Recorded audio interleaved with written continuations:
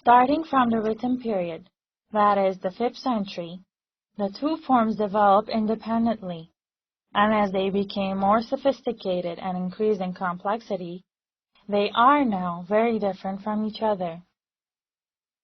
In 301, Armenia adopted Christianity as the official religion of the country. By doing so, Armenia was religiously separating itself from Persia and uniting with the Roman Empire.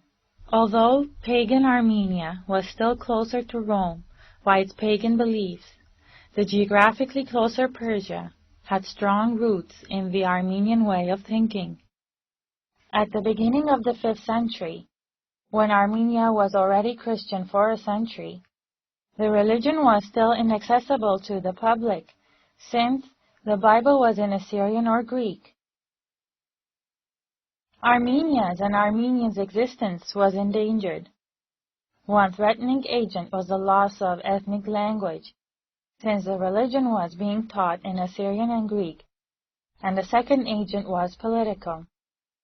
Armenia was divided between Persia and Byzantium.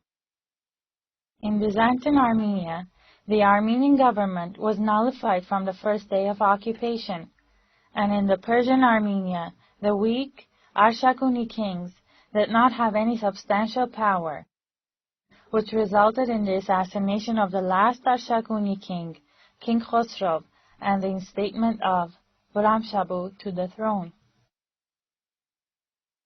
The 5th century is termed the century of illumination and a golden century, since by the creation of the 36 letters of the Armenian alphabet in 406, a new era began for the Armenian literature.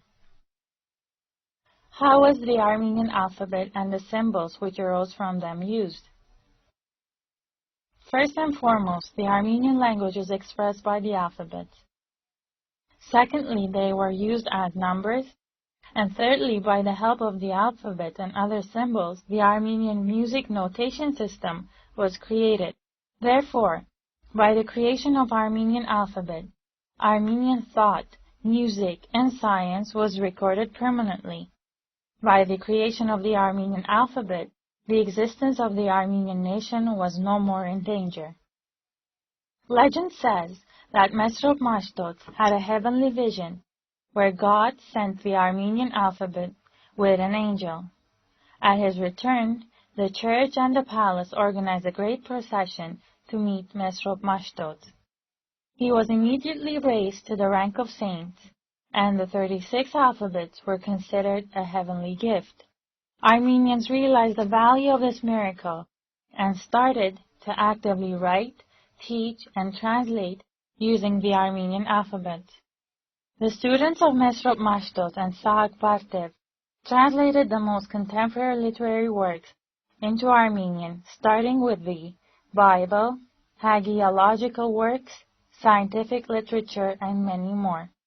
One of the first students of Mashtots was Priskorun, who recorded the exciting events of those days regarding the creation of the alphabet. The great literary work of Agatankeros belongs to this period as well. In his work he related the story of Christianity in Armenia. In the same century, Saak Partev and Mesrop Mashtots composed unsurpassed poetry and sacred music. The best sample of Armenian classical literature until today is Yerts Aransots by Yeznik Gorpatsi. This work permanently separated Christian Armenia from the Zoroastrian Persia. The Armenian history of Pavstov Pizant is comparably closer to the traditional beliefs of the Armenian nation. He picked up where Agatankeros left off and related the Armenian history until 387, when Armenia was divided between Persia and Rome. At the middle of the century, 451, Yerish related the revolution and the battle of Vartanants. The 5th century ended with the work of Ghazal Barbetsi.